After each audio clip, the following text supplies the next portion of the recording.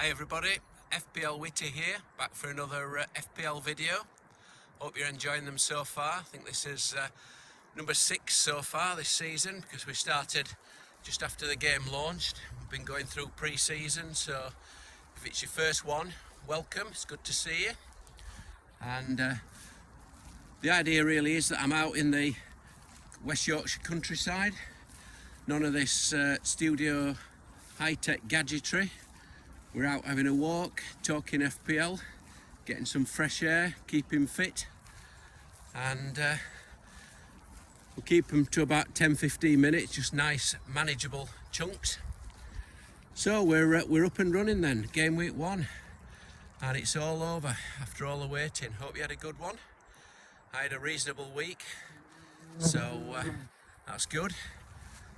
And I'm in a good mood this morning because Barnsley got their first win of the season, 1-0 at home, so the grass is green this morning, as they say. Although it's not going to be green for much longer, is it? We've got another heat wave coming up this week, so that's going to be fun. So then, game week 1. Well, it was all about our friend Erling Haaland, really, wasn't it? Opened up with a double, certainly made a lightning start. So I think the decision that split FPL community all last week really was Kane or Haaland, wasn't it? So I was fortunate to be on the right side of that one, but I think as a Kane owner you can feel pretty aggrieved, really, to be honest, because I think he had the best game week 1 fixture, I thought, against Southampton, so I can certainly understand why people would be on Kane. I only went for Haaland because of the game week 2 fixture against Bournemouth, really. I was braced for some Kane pain, but it didn't come. So I went for Haaland, really, because of the game week 2 and the fact that I didn't really want to book in a transfer. So that's worked out pretty well.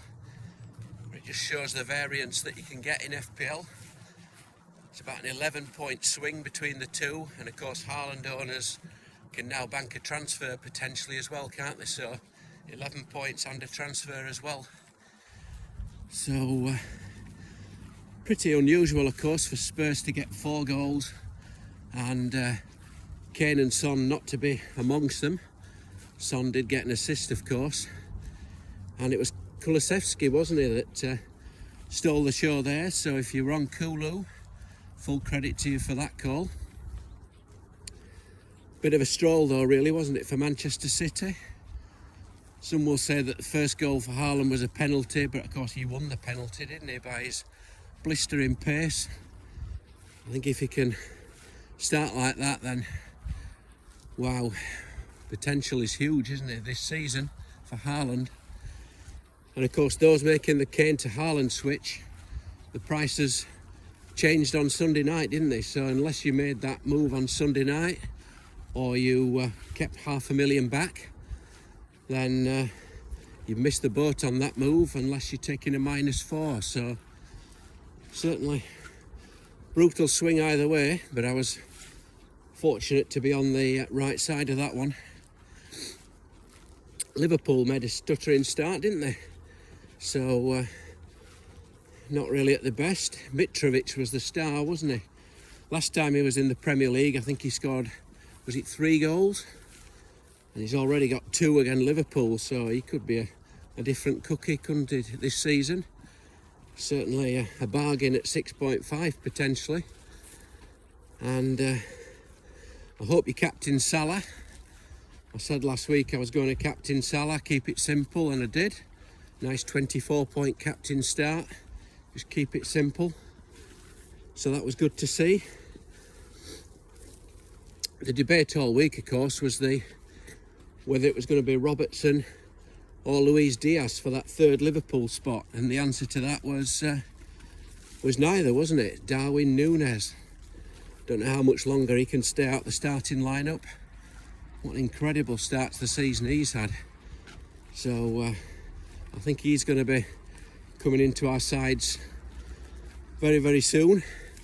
Certainly looks looks a real beast, doesn't he? I think if you've got Haaland and Darwin Núñez new to the Premier League up front, it's going to be an exciting season, that's for sure.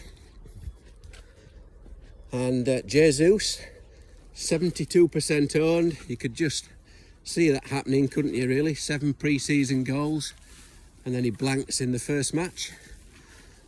I think bizarrely he's already the second most transferred out player, which seems a bit mad with Arsenal's fixtures as they are, but that's how FPL works, of course.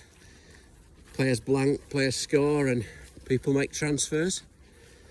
But I suppose there could be a few of those moving from Jesus to Núñez. But of course that's a 2-move move anyway, isn't it? So I'll certainly be sticking with Jesus. It was interesting to see that Martinelli seemed to be playing through the middle. I had a goal from Martinelli, and Saka seemed to be stuck right out hugging the touchline, didn't he? So I think Martinelli for a 2 million saving on Saka, playing more central, certainly looks good at this very early stage, but we shall see.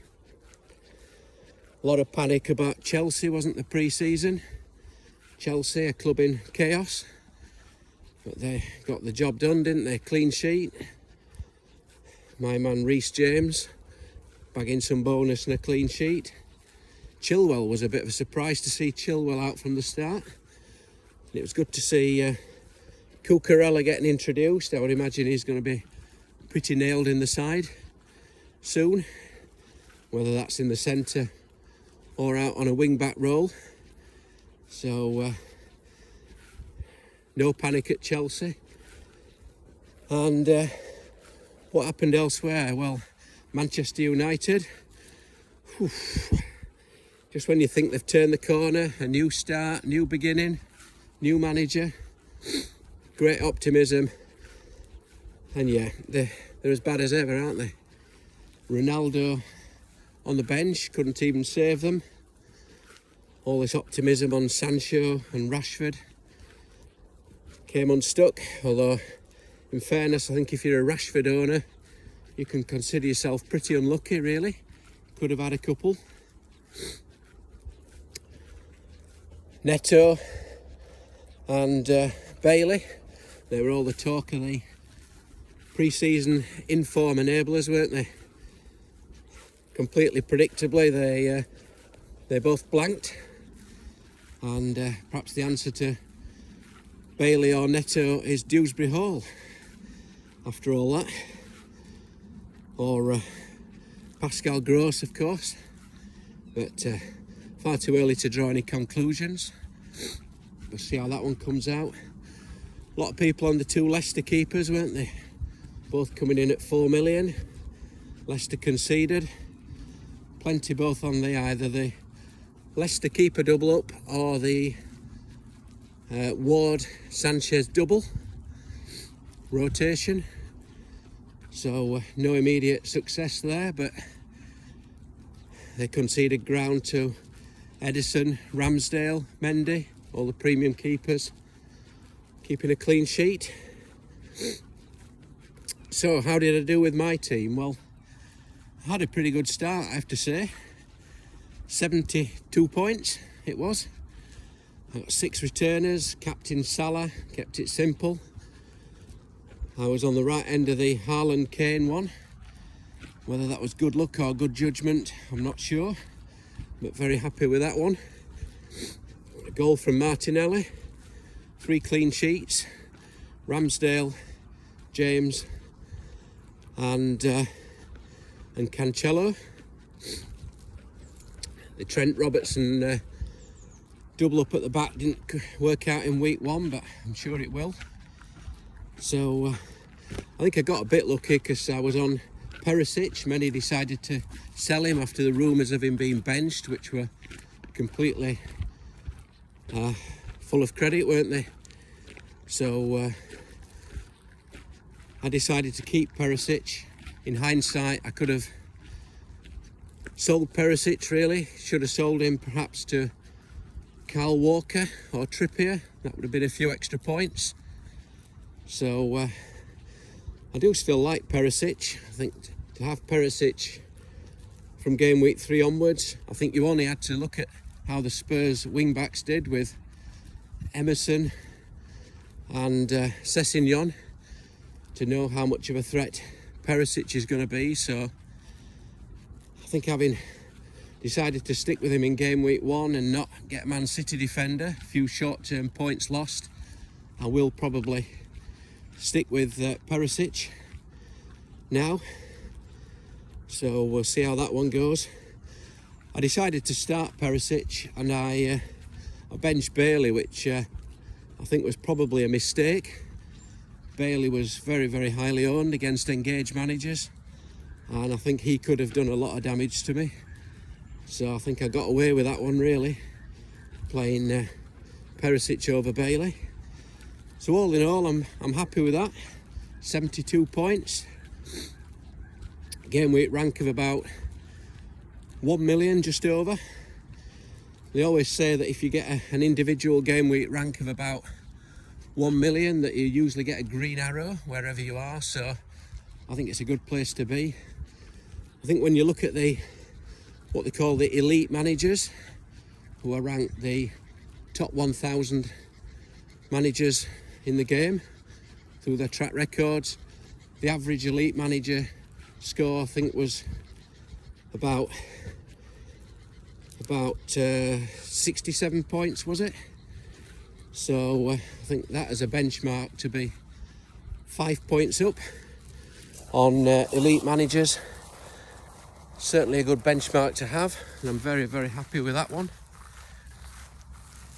So all in all, I think it's a good start. I'm happy with that. Could have had the Manchester City clean sheet instead of Perisic, but I'm not going to complain at that one.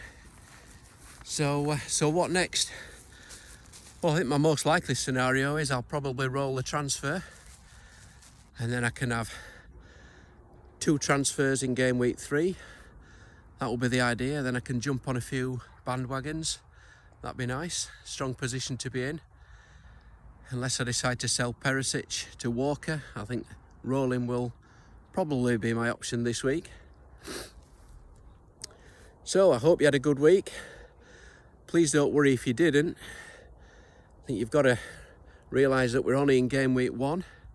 Even if you're 30 points behind your mini league leader, if you think there's 37 weeks left, that's only 1 point a week, which is absolutely diddly squat, is it? So please don't worry about that. Just be patient.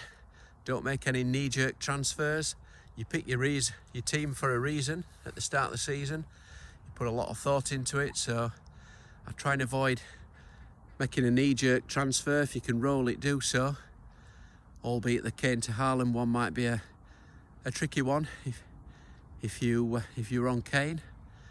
So that's it. So try and keep these under 15 minutes. So we'll see you all next week. If you've enjoyed the video, be sure to like and subscribe. You can find me on Twitter, follow my progress, and I'll be back here with my videos once a week. So keep the faith. Hope you have a good game week 2, and we'll see you back here next week. As they say in Barnsley, I'll see thee.